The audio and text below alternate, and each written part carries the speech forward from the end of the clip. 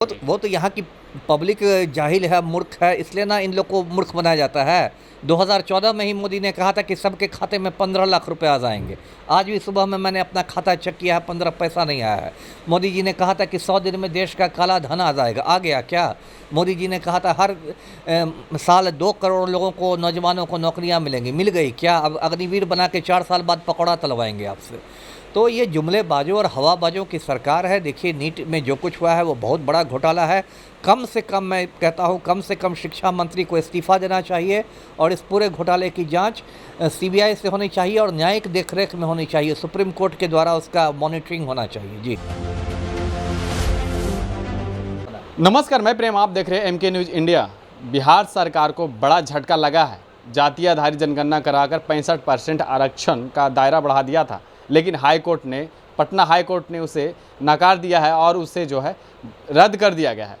साथ में एक और जो है नया आया मुद्दा, कल जो केंद्र सरकार के द्वारा लाया गया है कि जो भी पेपर लीक करेंगे उस पर 10 वर्षों तक की सज़ा और 1 करोड़ रुपया जुर्माना होगी। इसी मुद्दे पर हमारे साथ बात करने के लिए पूर्व आईपीएस अमिताभ दास सर हैं। सर, नए कानून बनाते हैं, फिर ख़त्म होते, फिर नए कानून बन रहे हैं। नहीं, ये जो सरकार ने पेपर लीक ये सब पर लाया है कानून, ये बस पब्लिक को मूर्ख बनाने के लिए है।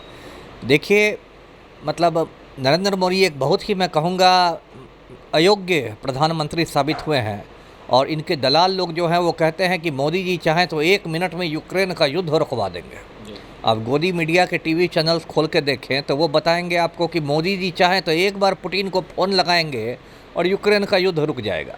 लेकिन जो हमारे यूक्रेन का युद्ध रुकवाने वाले प्रधानमंत्री हैं, पेपर लीक रुकवा नहीं पाते हैं। आज ये स्थिति हो गई है कि भारत दुनिया का सबसे बड़ा लोकतंत्र नहीं है, दुनिया का सबसे बड़ा लीक तंत्र है ना।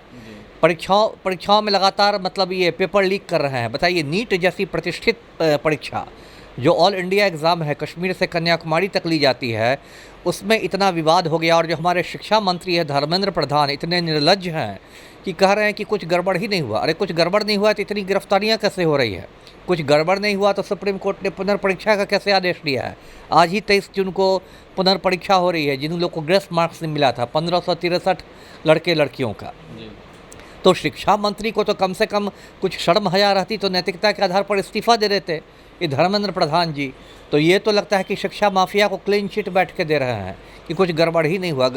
तो ये देखिए, पूरा मतलब इस देश में ये है। अब जब मामला जब ज़्यादा तूल पकड़ लिया है, जब राहुल गांधी भी कूद गए हैं इसमें और कल से संसद का नया सत्र शुरू होने वाला है, सरकार को लग रहा है कि सरकार घिर जाएगी, युवाओं का गुस्सा है, तब इन लोगों ने बलि का बकरा बनाना शुरू किया है। कल जैसे खबर है कि एनटीए के डीजी को हटा दिया गया, सुबोध कुमार सिंह को, जो एनटीए के नेशनल टेस्टिंग एजेंसी के महानिदेशक थे, उनको हटा दिया गया। तो देखिए, इससे महानिदेशक, ये सब बलि का बकरा बनाने से नहीं होगा। इसके तार जो हैं ये एकदम जुड़े हुए हैं। और कानून के बनाने से क्या होगा? आखिर कानून को लागू कौन करेगा? कानून को लागू तो एजेंसियां ही ना करेंगी, चाहे सीबीआई करेगी या स्टेट पुलिस करेगी। तो जो एजेंसियां कानून को लागू करती है वो एजेंसियां इतना ज़्यादा राजनीतिक दबाव में हैं कि उनके हाथ बंधे हुए हैं। अब दर्शकों को याद होगा कि भाजपा का गुंडा सांसद था ब्रजभूषण शरण सिंह, कुश्ती महासंघ का अध्यक्ष, महिला पहलवानों की छाती दबाते घूमता था। लेकिन जब उस पर एफआईआर हुआ दिल्ली पुलिस में, तो दिल्ली पुलिस की औकात नहीं हुई दिल्ली पुलिस कमिश्नर की कि ब्रजभूषण शरण सिंह को गिरफ्तार करा दे। क्यों? क्योंकि वो वरिष्ठ राम भक्त था, सत्ताधारी पार्टी का सांसद था। दिल्ली पुलिस तो पहले एफआईआर तक नहीं कर रही थी। बाद में जब सुप्रीम कोर्ट ने डंडा मारा है दिल्ली पुलिस को, तब जाके ब्रजभूषण पर एफआईआर हुआ है। तो जिस देश में एक तड़ीपार होम मिनिस्टर बन के बैठा हुआ है, उस देश में आप क्या कानून की बात करते हैं? कानून तो पहले से भी एक से एक कड़े कानून हैं, लेकिन सवाल कानून बनने का नहीं है, सवाल है कि उसका लागू होने का है। और जहाँ ये लागू होगा तो सीबीआई को तो पहले सुप्रीम कोर्ट ने कह दिया कि पिजड़े का तोता है, जो मालिक सिखाता है वही बोलता है।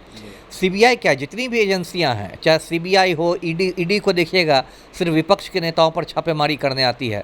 तो जितनी भी एजेंसियां हैं, चाहे केंद्र में सीबीआई हो, ईडी हो, एनआईए हो या राज्य की पुलिस हो, सारी एजेंसियां जो है वो राजनीतिक जो नेता हैं जो पॉलिटिकल मास्टर्स हैं उनके जूतों के तले दबी हुई है, तो कुछ होगा नहीं। ये देखिए बहुत ही मतलब ख़राब मैसेज जा रहा है। ये नीट परीक्षा में इतने लोग पैसे दे देकर आ रहे हैं, अब कहीं और अलग अलग राज्यों से इसका कनेक्शन हो रहा है। अब पता चल रहा है कि 30 लाख में पेपर, बताइए ऐसे जब लोग 30 लाख दे के कोई आदमी डॉक्टर बनेगा तो मरीज के पेट में ऑपरेशन के बाद कैंची छोड़ेगा, छुरी छोड़ेगा, गमछा ही पूरा तौलिया ही छोड़ देगा, क्या छोड़ेगा कौन जानता है। अब मोदी जी यहाँ यूक्रेन का युद्ध रुकवाते रहेंगे। जी सरकार ने बोला है, सरकार का जो नियम बना है, नया कानून जो बनाया है कि 1 करोड़ रुपया जुर्माना में लगेगा और 10 साल तक की सज़ा होगी। तो जो बड़े मछली जो है वो तो 40 लाख रुपया प्रत्येक स्टूडेंट से ले रहे हैं, तो उनके लिए तो कुछ नहीं है। और उनके जो अगर बड़े मछली के तौर पर देखा जाए, अगर उनके पीछे जो बड़े गिरोह हैं उनको भी संशोधन करके उनको भी बाहर निकाल दिया जाएगा, जैसे आनंद मोहन के साथ हुआ। सही कहा आपने, इसलिए मैंने कहा ना कि कानून से क्या होता है, कानून तो एक मजाक बन गया। इसी सरकार में इसी मोदी जी ने और यही अमित शाह ने, है ना, इन लोगों ने बिल्किस बानो के बलात्कारियों को 2022 में जेल से पहले छोड़ दिया था, ये कहकर कि लोग संस्कारी बलात्कारी हैं। बताइए, बलात्कारी भी हैं संस्कारी भी हैं, तो दुनिया में पहली बार मैंने सुना है, क्योंकि उनको गुजरात का चुनाव देखना था। बाद में जब फिर सुप्रीम कोर्ट से जूते पड़े हैं मोदी सरकार को, तब जाके बिल्किस बानो के बलात्कारियों को दोबारा जेल भेजा गया है। तो इस सरकार से कोई उम्मीद मत रखिए, ये सब ऐसे ही जुमलेबाजों और हवाबाजों की सरकार है। ये होगा वो होगा। और ठीक कहा आपने कि जब सरकार चाहे किसी क्रिमिनल की मदद करना, तो हमारे पलटू राम को देखिए, आनंद मोहन को सुप्रीम कोर्ट ने सज़ा सुनाई थी, उम्र कैद की, और पलटू राम को लगा कि आनंद मोहन को छोड़ देंगे तो राजपूत वोट बैंक में सेंधमारी हो जाएगी, तो आनंद मोहन के लिए जेल मैनुअल में संशोधन कर दिया गया। बताइए, एक आम आदमी जो होता है उसकी चप्पल घिस जाती है, थाना और ब्लॉक में दौड़ते दौड़ते उसका एक काम नहीं होता है। आप जाइए आम आदमी को देखिए, थाना और ब्लॉक में उसका एक काम होगा, चप्पल घिस जाएगी, जवान से बूढ़ा हो जाएगा, लेकिन काम नहीं होगा। और यहाँ आनंद मोहन जो एक सजा याफ्ता खूनी है, जिसे नेशनल हाईवे पर गोपालगंज के डीएम का खून कर दिया था, उसके लिए पलटू राम ने बिहार सरकार का जेल मैनुअल ही बदलवा दिया।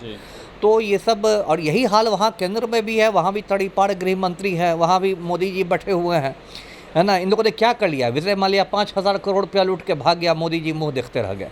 नीरव मोदी 12,000 करोड़ रुपया का लूट के भाग गया, मोदी जी मुंह देखते रह गए। लेकिन उसी पर उन्होंने वोट भी लिया था कि मैं वापस लाऊंगा 15-15 लाख रुपया खाते में। वो तो यहाँ की पब्लिक जाहिल है, मूर्ख है, इसलिए ना इन लोग को मूर्ख बनाया जाता है। 2014 में ही मोदी ने कहा था कि सबके खाते में 15 लाख रुपए आ जाएंगे। आज भी सुबह में मैंने अपना खाता चेक किया है, 15 पैसा नहीं आया है। मोदी जी ने कहा था कि 100 दिन में देश का काला धन आ जाएगा, आ गया क्या? मोदी जी ने कहा था हर साल 2 करोड़ लोगों को, नौजवानों को नौकरियां मिलेंगी, मिल गई क्या? अब अग्निवीर बना के 4 साल बाद पकौड़ा तलवाएंगे आपसे। तो ये जुमलेबाजों और हवाबाजों की सरकार है। देखिए, नीट में जो कुछ हुआ है वो बहुत बड़ा घोटाला है। कम से कम, मैं कहता हूँ, कम से कम शिक्षा मंत्री को इस्तीफा देना चाहिए, और इस पूरे घोटाले की जांच सीबीआई से होनी चाहिए और न्यायिक देखरेख में होनी चाहिए। सुप्रीम कोर्ट के द्वारा उसका मॉनिटरिंग होना चाहिए। जी।